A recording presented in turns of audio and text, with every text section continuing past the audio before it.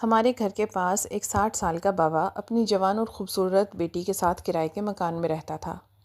اس کی بیوی فوت ہو چکی تھی اور اس کا کوئی بیٹا بھی نہیں تھا۔ بابا جی کی بیٹی بہت ہی خوبصورت تھی۔ اس کی شادی کی عمر ہو چکی تھی۔ جو کوئی بھی اس لڑکی کا رشتہ مانگنے جاتا، بابا جی اسے دھکے دے کر گھر سے نکال دیتا، اور وہ اپنی بیٹی کے بارے میں بہت زیادہ محتاط رہا کرتا تھا۔ کبھی بھی اس نے گھر کا دروازہ کھلا نہیں چھوڑا تھا۔ میں بھی اکثر ان باپ بیٹی کو دیکھتی تو میرا دل چاہتا کہ جا کر اس کی بیٹی سے کچھ بات چیت کروں۔ ایک دن میں نے اپنی امی سے کہا، امی مجھے لگتا ہے کہ مجھے ساتھ والی رمشا سے ملنا چاہیے۔ بیچاری اکیلی ہے اور اس کا بوڑھا باپ ہر وقت اسے گھر میں بند رکھتا ہے۔ امی کہنے لگیں، بیٹا یہ لوگ بہت عجیب سے ہیں، تم خبردار۔ جو ان کے گھر گئیں، محلے میں سے کئی لوگ اس کی بیٹی کا رشتہ مانگنے گئے ہیں، مگر اس نے سب کو دھکے دے کر نکال دیا ہے۔ دیکھو اس کے پیچھے کوئی نہ کوئی وجہ ضرور ہوگی۔ مجھے تو دال میں کچھ کالا لگتا ہے۔ اماں کی باتیں سن کر میں سوچ میں پڑ گئی۔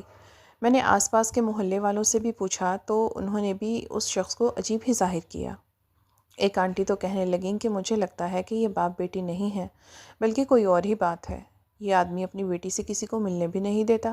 آنٹی کی بات سن کر میں پریشان ہو گئی۔ اگر یہ آدمی اپنی بیٹی سے کسی کو ملنے نہیں دیتا تو ضرور اس کے پیچھے کوئی گہری وجہ ہوگی۔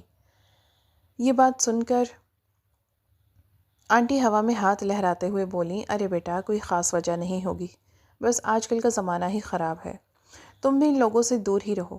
اب میرے ذہن میں تجسس پہلے سے بھی زیادہ بڑھ چکا تھا۔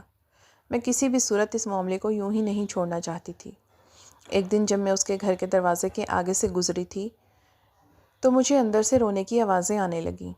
رونے کی آواز سن کر میں دروازے کے پاس کھڑی ہو گئی۔ میں نے کان لگا کر سننے کی کوشش کی تو ایک لڑکی زارو قطار رو رہی تھی۔ میں نے گھر کے دروازے پر دستک دی۔ دروازہ کھلا تو سامنے وہی بابا جی کھڑے تھے۔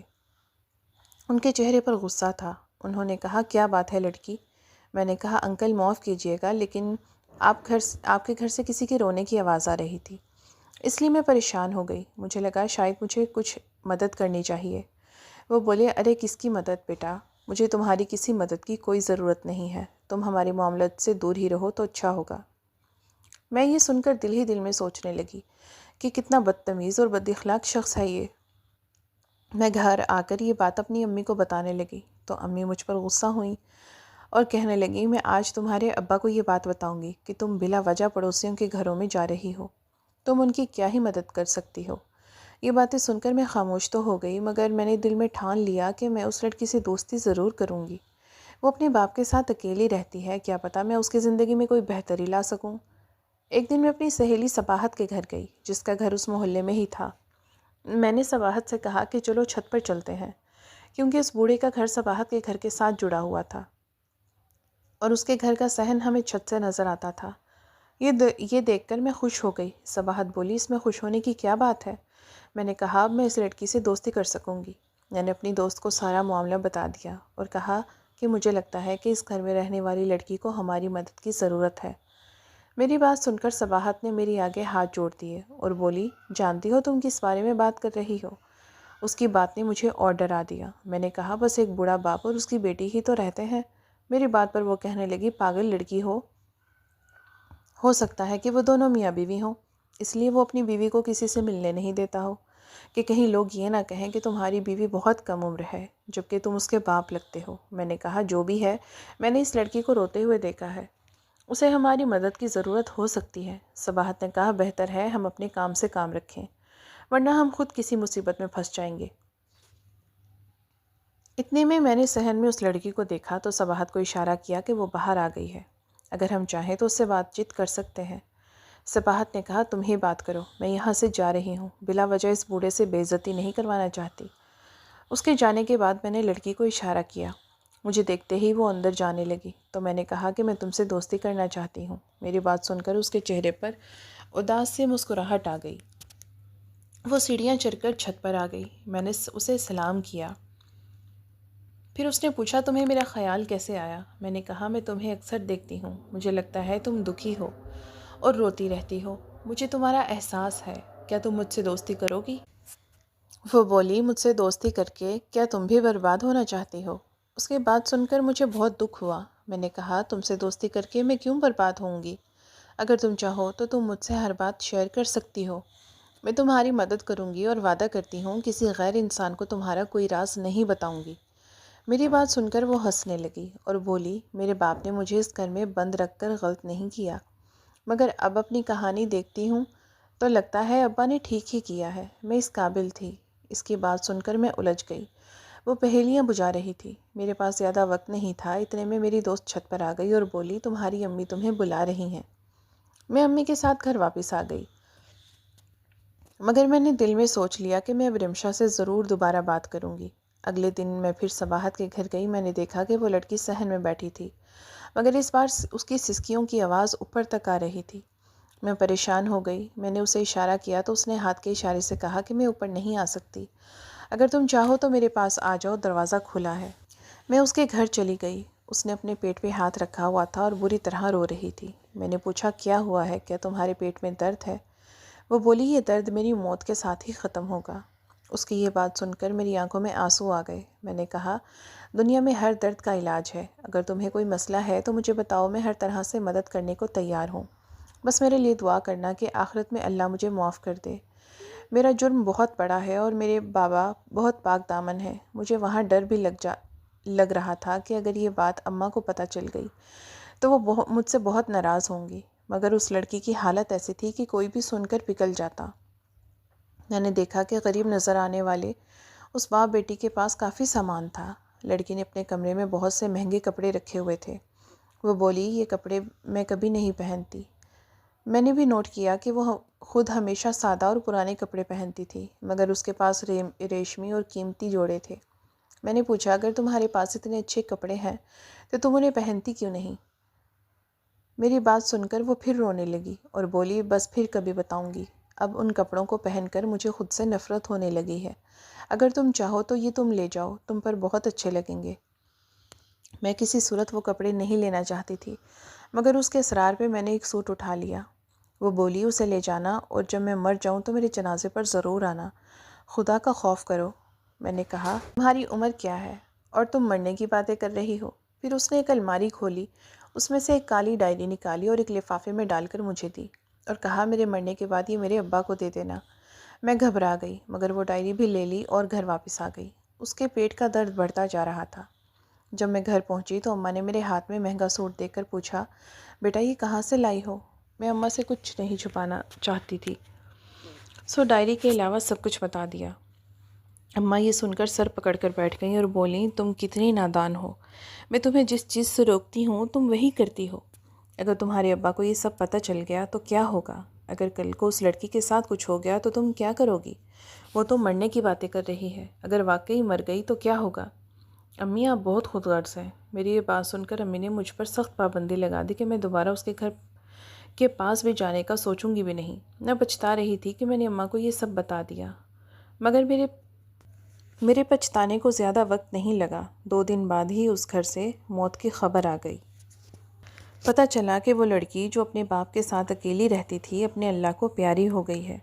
یہ بات سن کر ہم سب حیران تھے۔ محلے والے بھی حیران تھے کہ ایک نوجوان لڑکی کیسے اچانک بغیر کسی وجہ کے موت کے منہ میں جا سکتی ہے۔ سب لوگوں کو لگا کہ یہ بوڑھا ضرور کسی نہ کسی طرح اپنی بیٹی کا موت کا قصوروار ہوگا، لہٰذا اس سے پوچھ گچھ ہونی چاہیے۔ سب لوگ اس کے گھر میں جمع ہو گئے۔ میرے ابا بھی اسی گھر گئے۔ ابا نے اس بوڑھے آدمی سے پوچھا کہ تم نے اپنی بیٹی کا رشتہ کیوں طے نہیں کیا اور اس کے مرنے کی کیا وجہ ہے؟ تو بوڑھا رونے لگا اور رو رو کر اس کا برا حال ہو گیا۔ وہ بس یہی کہہ رہا تھا کہ اس کی بیٹی خود کسی سے شادی نہیں کرنا چاہتی تھی اور لوگوں کے بار بار آنے پر مجھے ان پر غصہ آ جاتا تھا۔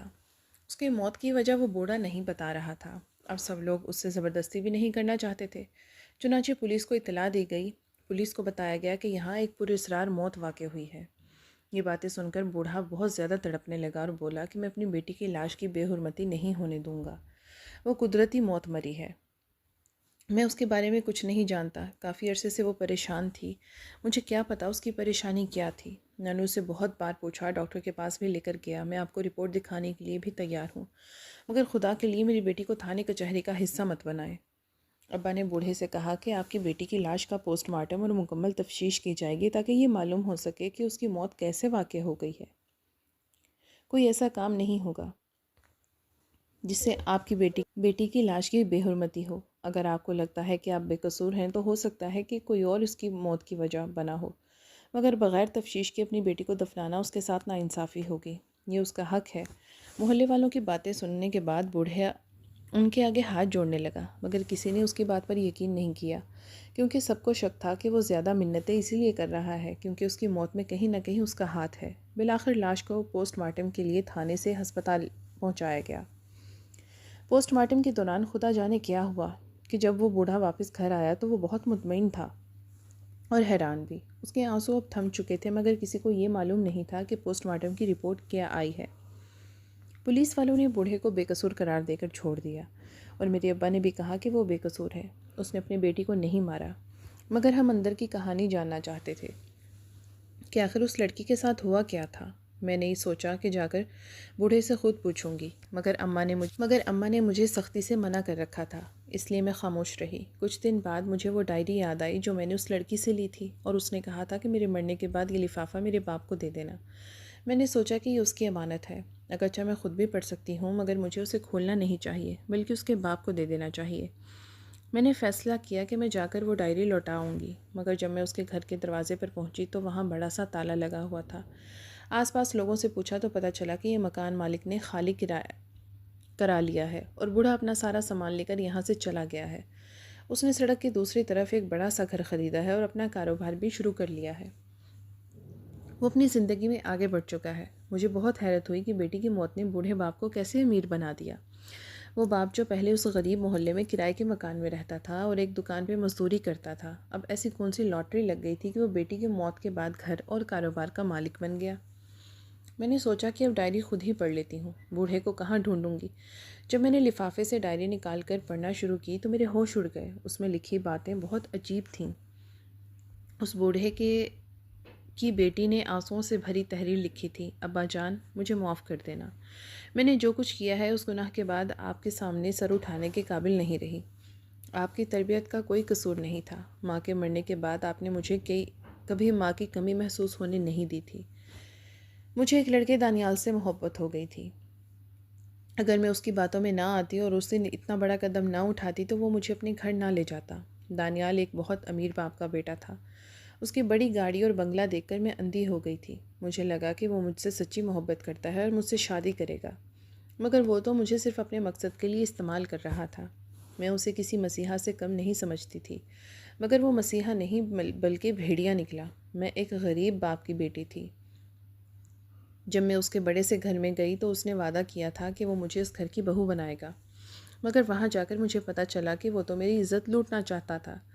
میں قید سی ہو گئی تھی اور میری چیخوں کی آواز کسی نے نہیں سنی۔ جب وہ اپنے مقصد میں کامیاب ہو گیا تو اس نے ایک ہیرے کی چین میرے سامنے پھینک دی اور کہا کہ یہ تمہارا گفٹ ہے۔ میں نے سن رکھا تھا کہ ہیرا نگلنے سے انسان مر جاتا ہے۔ میں مرنا چاہتی تھی، میں زندہ نہیں رہنا چاہتی تھی، اسی لیے میں نے وہ چین نگل لی، مگر میری موت نہیں ہوئی۔ دانیال نے مجھے کچھ دیر وہاں رکھا اور پھر گھر چھوڑ دیا۔ وہ لمحے میری روح پر ہمیشہ کا بوجھ بن گئے۔ میں خود کو کبھی معاف نہیں کر سکوں گی۔